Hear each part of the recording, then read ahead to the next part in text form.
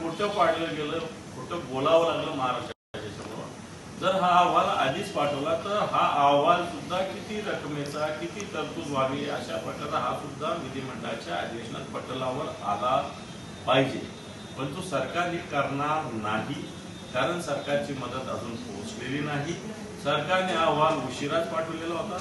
एकीकडे शेतकऱ्यांना ज्या मदतीची गरज असताना ती दिली जात नाही, एकीकडे या सत्ताधारी पक्षाचे लोक नगरपालिकेच्या निवडणुकामध्ये 10-10 हजार रुपये, 5-5 हजार रुपये मतदाराच्या घरी पाठवतात. एकीकडे अशा पद्धतीनं एवढ्या नोटाच्या रास, ज्याला म्हणतात धान्याची जशी रास असेल तशी नोटांची रास या मंत्र्यांकडे, या आमदारांकडे पडलेली आहे. माझा मुद्दा तोच आहे की एकीकडे शेतकरी दिवाळी साजरा करत नाही आणि हे एकीकडे राज्याचं दिवाळं काढतात. सर, राज्यात सध्या स्थानिक स्वराज्य संस्थांचं निवडणुकांचं वारं वाहतंय, त्याच्याशी काही संबंध असेल असं वाटतं का? या विषयाचा व्हिडिओचा पैशाचा असेल ना, असेल कुठेतरी द्यायचे असेल, काही ठेवायचे असेल, काही द्यायचे असेल, असू शकतं. कारण ऑलरेडी काही लोकांनी हेलिकॉप्टर मधून मोठ्या जडच्या जड बॅगा दाखवलेल्या आहेत. या बॅगा कशासाठी? तुम्हाला एक दिवसाचा प्रवास येतो, 2-2 एवढं 2-2 आणि 4-4 एवढं जड बॅगा कशाला? कपडे ठेवलेली घरगुती जे आपल्याला रोजचं सामान लागतं याची बॅग किती जड असते, आम्ही प्रवास करतो. पण यांच्या बॅगा 2-2 गाडला उचलत नाही. त्या बॅग मध्ये काय असतं? निवडणुका झोपलेलं आहे का? असं कोणी सांगितलं की जातानाच तपासणी व्हावी, येतानाच तपासणी करावी लागते? पण ही सत्ताधारी पक्षाची होत नाही. आमच्या काही आमदारांनी ते समोर आणलेलं आहे आणि मला असं वाटतं हे सगळे मार्ग असेच आहे. सर, तुम्ही व्हिडिओ पोस्ट केला आहे, दुसरीकडे शेतकऱ्यांना मदत मिळत नाही हे देखील सांगितलंय. मात्र काल पहिल्याच दिवशी 75,000 कोटीच्या पुरवण्या मागण्या या सरकारने ठेवल्या आहेत. पुढे इतके मोठ्या पुरवण्या मागण्या सरकारने ठेवल्या आहेत. पुरवणी मागण्या 75,000 कोटीच्या सरकारने ठेवल्या. आता मला असं वाटतं या पुरवणी मागण्यानंतर सरकारवर 10 लाख कोटीचं कर्ज होईल, कमी जास्त बजेट पर्यंत ते 10 लाख कोटीचं 100% होणार. देवेंद्रजी फडणवीस राज्याचे मुख्यमंत्री परवाच बोलले, राज्य आर्थिक डबघाईला निश्चित आलं आहे, परंतु दिवाळखोर झालेलं नाही. याचा अर्थ काय? माझ्या खिशात एक खडकूही नाही, फक्त आता मी घरदार विकायचं बाकी आहे, असं त्याचा अर्थ आहे. असाच त्याचा अर्थ आहे. जे देवेंद्रजी परवा चहा पानाच्या कार्यक्रमांमध्ये बोलले ते राज्याची आर्थिक स्थिती डबघाईला आलेली आहे, परंतु राज्य दिवाळखोरीत नाही. याचा अर्थ काय घ्यायचा? डबघाईला म्हणजे काय आणि दिवाळखोरी म्हणजे काय? मलाही कळतं दिवाळखोरी. याचाच अर्थ माझ्या खिशात 1 रुपया नाही, परंतु अजून मला घरदार विकायचं बाकी आहे. अशा पद्धतीनं पुरवणी मागण्यातून सरकारच्या आणि जनतेच्या डोक्यावर वेगवेगळ्या पद्धतीनं आता कारण कर्ज घ्यावं लागणार, कर्जाचं प्रमाण वाढणार. याचाच अर्थ असा आहे की आत्ताच्या घडीला पूर्ण राज्य आर्थिकदृष्ट्या रसातळाला या सरकारने पोहोचवलेलं आहे. आता हे कसं पोहोचवलं मला वाटतं याच्यावर आता फार वेळ लागेल बोलायला, परंतु आर्थिकदृष्ट्या हे राज्य डबघाईला झाले मुख्यमंत्र्यांनीच कबूल केलं आहे. आणि मग तुम्ही जर डबघाईला आलं म्हणता तर तुम्ही पैसे देणार कुठून? लोकांना फसवताय तुम्ही. सर, हा मुद्दा तुम्ही उपस्थित केलाय, मात्र पहिल्यांदाच असं होतंय की दोन्ही सभागृहांमध्ये विरोधी पक्ष नेता नाहीये या संदर्भात आवाज उठवण्यासाठी. बिलकुल विरोधी पक्ष नेते तर झालेच पाहिजे ना. एक संसदीय, तुम्हाला याचा अर्थ लोकशाही, तुम्ही बाबासाहेबांचं संविधान म्हणता, संविधानामध्येच लिहिलेलं आहे सगळ्या गोष्टी.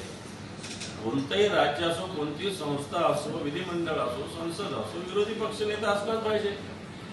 विरोधी पक्ष नेता डोळ्यात तेल घालून सरकारच्या कामकाजावर नियंत्रण ठेवतो, नजर ठेवतो. किमान नाही नियंत्रण राहिलं तर नजर तर ठेवू शकतो, परंतु सरकारला ते सुद्धा नको आहे.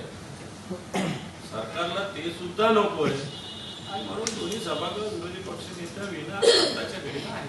या सगळ्या व्हिडिओच्या वादावरून संतोष देशमुख यांच्या हत्येनंतर हॉस्पिटलमध्ये जे फोटो काढले होते ते पहिल्यांदाच समोर आले 1 वर्षाच्या काळानंतर. तर आता मनोज जरांगे पाटील मागणी करतायत की धनंजय मुंडेंवर कारवाई करावी अजित पवारांनी. धनंजय मुंडे यांना सह आरोपी केल्याशिवाय धनंजय देशमुख केस स्ट्रॉंग होऊ शकत नाही. उलट आताच्या घडीला कोणाचं नाव नाही घेणार, योग्य होणार नाही की आताच्या घडीला वाल्मिक कराडला जामीन मिळावा असा प्रयत्न सत्ताधारी पक्षाकडून आणि विशेषतः धनंजय मुंडे यांच्याकडून होत आहे. त्यांनी भर सभेमध्ये वाल्मिक कराडांची आठवण काढून या घटनेला दुजोरा सुद्धा दिलेला आहे.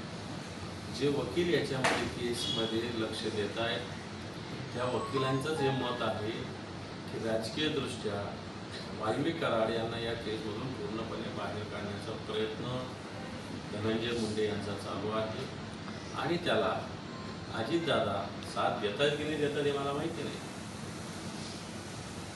देऊ नये त्यांनी अजून मला याची माहिती नाही, परंतु धनंजय मुंडे याचा प्रयत्न करतात हे सत्य.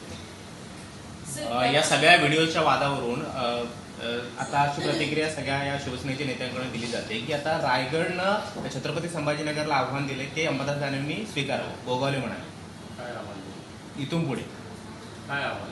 नव्या वादाला आम्ही तोंड हे करतो असं. ठीक आहे, स्वीकारतो. काय असेल त्याचं वादाला तयारी आमची सामोरे जाण्याची, बिलकुल तयारी. सर भ्रष्टाचार को लेकर क्या कुछ होता है?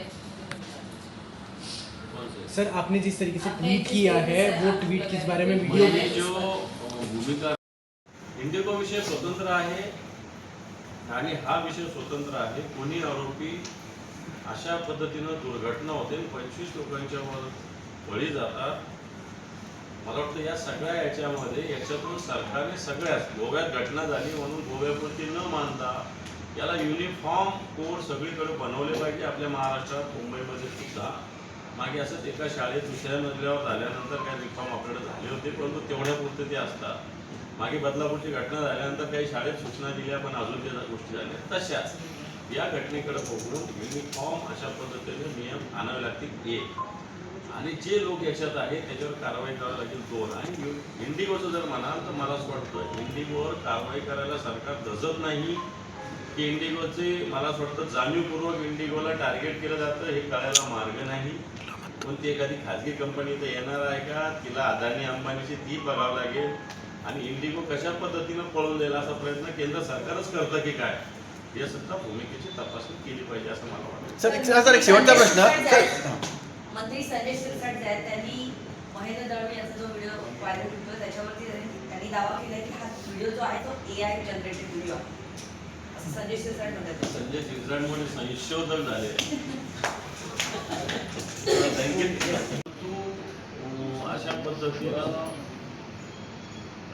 जागा ज्या आहेत कोणत्याही राजकीय हेतूनं प्रेरित असणाऱ्या संघटनेला दिल्या जाऊ नये असा एक दंडक आहे, परंतु तो कोणीच पाळत नाही हे तितकंच सत्य आहे. पण मला याच्यातली माहिती घ्यावी लागेल. विश्व हिंदू परिषदेला दिली का काही संस्था असतात, विश्व हिंदू परिषदेला दिली नसेल असं माझं मत आहे. काही ना काही स्वयंसेवी संस्था स्थापन केल्या जातात त्याच्या नावात ते घेतले जातात तशी ती घेतली असेल. सर गोवा में जिस तरीके का